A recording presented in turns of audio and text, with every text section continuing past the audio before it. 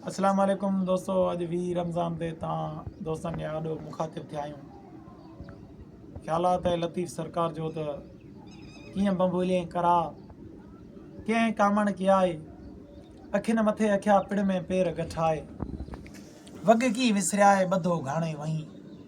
अखर त ॿ टे आहिनि पर वॾी सम्झाणी आहे। लतीफ़ सरकार चवे थो उठ के त कंहिं वक़्त में तोखे मूं वलर में सान ॾिठो, अॼु तोखे घाणे में मूं वंदे ॾिठो आहे, अॼु कीअं पियो महसूसु करी।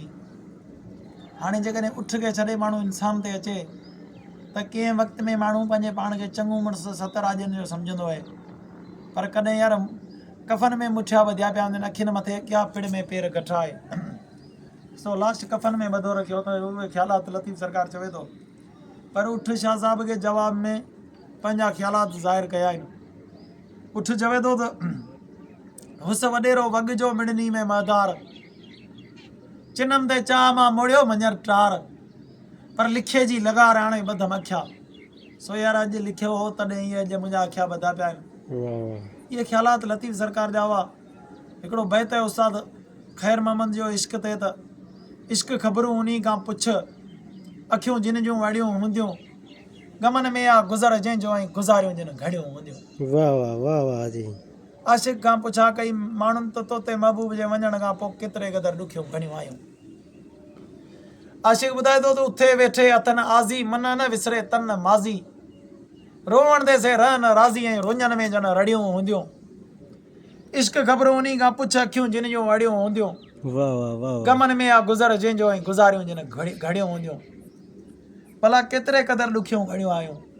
फ़क़ीर मिस्र में ॿुधाए थो त घूरनि गोलियूं गले जन में, हुसन हुनर हले जन में, ओ कुंडियूं जिन खे कले जन में। मच्छी खे लॻंदी आहे कली में कुंडी, पर इंसान खे आशिक़ खे लॻंदी आहे कले जे दिलि में कुंडी। दिल में कुंडियूं जिन खे कले जन में, कुल ई ॻाल्हियूं कड़ियूं हूंदियूं। इश्क ख़बरूं उन खां पुछ, अखियूं जिन जूं वाड़ियूं हूंदियूं, गमन में आ गुज़र जंहिंजो ऐं गुज़ारियूं जिन घड़ियूं हूंदियूं। भला एतिरे क़दुरु कलेजनि में कुंडियूं लॻियूं वञनि, कीअं था फासनि।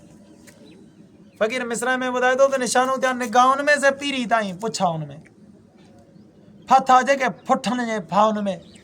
फुठ वारनि खे चवंदा आहिनि, बलोचगी जो लफ़्ज़ आहे।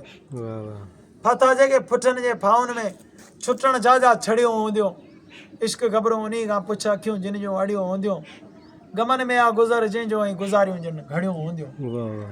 बिरे जा ॿार थियनि ॿारहं, खिलण ख़ैरमंद खाइण खारा, ओ चुकिया जंहिंजा चवण चारा ऐं चखे जेके चड़ियूं हूंदियूं। इश्क ख़बरूं उन खां पुछ, अखियूं जिन जूं वड़ियूं हूंदियूं, गमन में आ गुज़र जंहिंजो ऐं गुज़ारियूं जिन घड़ियूं हूंदियूं। सो इहे ख़्यालात हुआ फ़क़ीर जा, तव्हांजे आॾो पेश कयासीं। अस्सलाम वालेकुम।